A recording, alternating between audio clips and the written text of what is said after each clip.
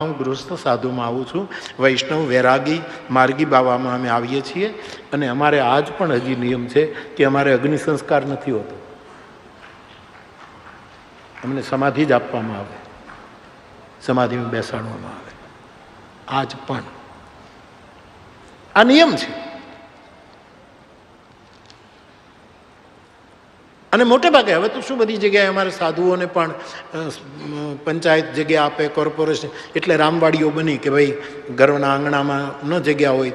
નહીંતર અમારે ત્યાં અમારા આંગણામાં જ જે નિર્વાણ પામે એની સમાધિ. એનો અર્થ એમ થાય, એમને ડર ન લાગે, અમને એમ થાય કે હજી અમારો બાપ બેઠો છે અહીંયા આંગણામાં જ બેઠો છે, આ ગયા છે ક્યાં, અમારી માં હજી બેઠી છે, હમણાં ટોકશે, હમણાં માથા ઉપર હાથ. આટલા માટે અમને કોઈ દિવસ શંકા પણ ન પડે. નહીંતર માણસ મરે પછી સંસારીઓ કે હવે જલ્દી લઈ જાઓ, જલ્દી લઈ જાઓ, અને આખી જિંદગીભર અમે એને ધૂપ કરીએ છીએ. કારણ કે અમારો